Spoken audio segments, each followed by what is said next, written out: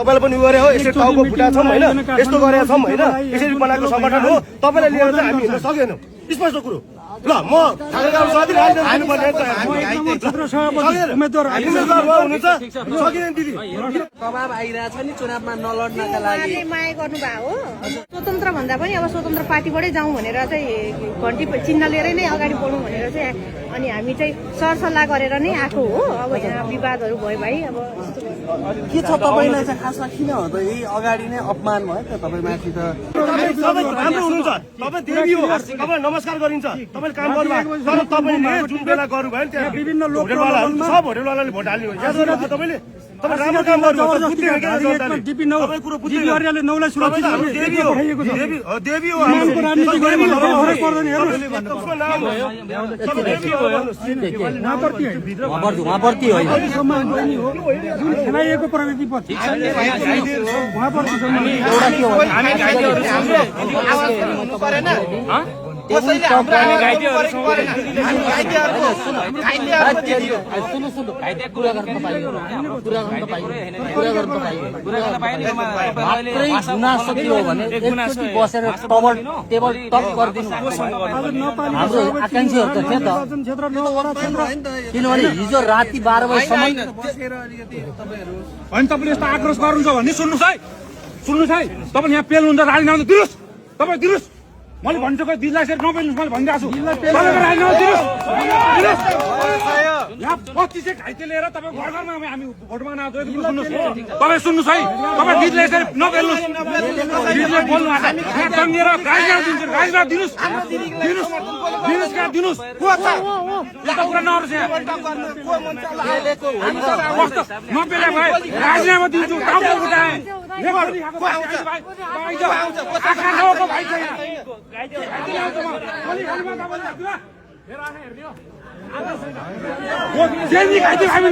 कसले बोल्दै यो क्यामेरा बोल्न मन छैन होइन तपाईँले यहाँ राजीनामा दिनुहोस् तपाईँको राजीनामा दिनुहोस्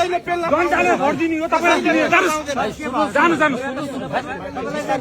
अनि तपाईँ यहाँ धम्काउने राजीनामा दिन्छु के हिँड्ने भन्ने देखाउनु होइन म धम्काउनुहोस्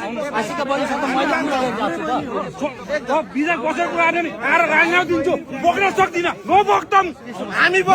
बोक्छौँ 25 घाइते अहिले बोकेर हिँड्छौँ नबोक्नु जानुहोस् हामी घाइतेहरू स्वतन्त्र रूपले हाम्रो दिदीलाई समर्थन गर्न आएको छ होइन तपाईँहरूको गुनासो हामीले बुझेको छ ठिक छ राजनाथ चिन्ता राजनाथ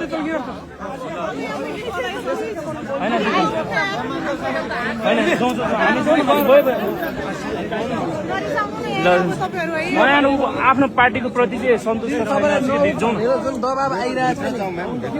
उहाँ समाजसेवी हुनुहुन्छ राम्रो हुनुहुन्छ उहाँलाई दिएको राम्रो हो मेरो चाहिँ धारणा त्यही हो होइन सदनमा कराउने मान्छे चाहियो नि त हाम्रो सधैँ रोडमा बसेर त हामी रोडमा बस्नुलाई खबरदारी गर्नुलाई छँदैछ नि सदनको लागि हाम्रो अभिभावक चाहिएन घाइतेहरू पनि हुनुहुन्छ नि त उहाँहरू पनि त्यो भएको कारणले स्वतन्त्र रूपमा चाहिँ हामी समर्थन गर्न आएको हो क्या हाम्रो दिदीलाई त्यो बेलामा 23 र 24 को घटना पछाडि दिदीले एउटा देवीको रूपमा होइन देवी लक्ष्मीको रूपमा र एउटा देवी दुर्गाको रूपमा उहाँ आएर हामीलाई घाइतेहरूलाई 2522 जनामा के अरे हामीलाई के अरे एउटा सपोर्ट गर्नु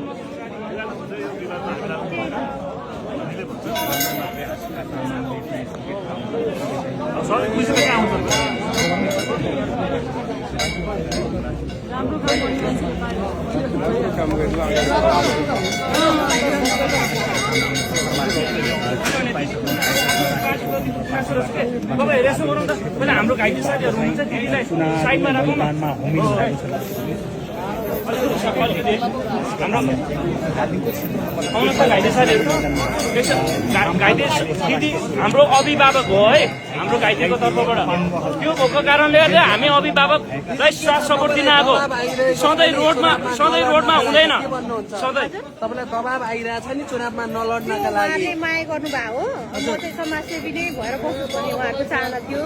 तर कस्तो भन्दाखेरि जो चाहिँ बुझ्नुभयो नि यस्तो घाइतेहरू हुनुहुन्छ होइन उहाँहरूको लागि आवाज उठाउने कोही त हुनु पर्यो नि सदनमा भनेर चाहिँ म चाहिँ स्वतन्त्र भन्दा पनि अब स्वतन्त्र पार्टीबाटै जाउँ भनेर चाहिँ घन्टी चिन्ह लिएरै नै अगाडि बढौँ भनेर चाहिँ अनि हामी चाहिँ सरसल्लाह गरेर नै आएको हो। अब यहाँ विवादहरू भयो भाइ अब के छ तपाईँलाई चाहिँ खासमा किन हो त यही अगाडि नै अपमान भयो त तपाईँमाथि त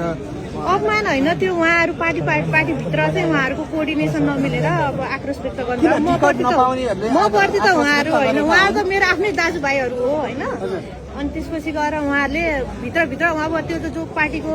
जुनमा हुनुहुन्थ्यो सभापति उपसभापतिहरू जो हुनुहुन्छ नि उहाँहरूले यो कुरा चाहिँ ब्यालेन्समा लानु पर्थ्यो क्या होइन। त्यो भित्रभित्रको खिचातानी चाहिँ अब पोख्नु भएको उहाँले म प्रति त होइन म प्रति त होइन नि गुनासो उहाँहरूको पार्टीप्रति गुनासो हाम्रो दिदीलाई हामीले घाइतेको तर्फबाट स्वतन्त्र रूपमा चाहिँ अभिभावक मानेर उहाँलाई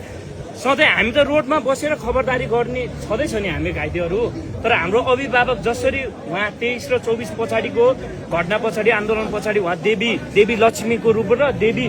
दुर्गाको रूपमा हामीलाई साथ सपोर्ट गर्नुभएको थियो नि घाइतेहरूलाई आर्थिक रूपमा होस् अथवा फिजिकल रूपमा आएर गर्नुभएको थियो। त्यो भएको कारणले गर्दा उहाँ सदनमा गएर हाम्रो आवाज उठाउँछ भन्ने विश्वासले उहाँलाई यो ठाउँबाट होइन सबै पार्टीभित्र पनि सबैजना नराम्रो हुन्छ भन्ने पनि छैन नि त, राम्रो मान्छे पनि हुन्छ नि। हामीले राम्रो मान्छेलाई साथ सपोर्ट गरेर समर्थन गरेर अगाडि बढाउने हो नि त। यो वैकल्पिक शक्तिको एउटा पार्टीको त्यसमा पनि दिदी गएर हाम्रो आवाज उठाउँछ भन्ने एउटा विश्वासले उहाँलाई यहाँबाट सबैको छलफलमा एउटा स्वतन्त्र रूपमा यहाँ उहाँ अभिभावक बनाएर यहाँ पठाएको हो नि त। तर उहाँहरूले उठ्न आग्रह गर्नुभएको हजुर हो। हामी स्वतन्त्र रूपमा सबै घाइतेहरूले मिलेर दिदी चाहिँ ल अब दिदीलाई पाउँछ भने हामी किन पछि हट्ने त। हामी एक त घाइतेहरूलाई धेरै पछाडि पारेको छौँ होइन। सँगसँगै त्यसपछि हाम्रो दिदीले अभिभावक मानेर हाम्रो आवाज उठाउँछ भने हामी विश्वास छौँ नि त। अरूमा भए पनि नभए पनि तर दिदीमा विश्वास छौँ। अब दिदी यो पार्टीमा के अरे पार्टीबाट उठेर उहाँले जितेर सदनमा गएर त हाम्रो लागि आवाजै उठाउँछ नि त। अरूको लागि त ठिक छ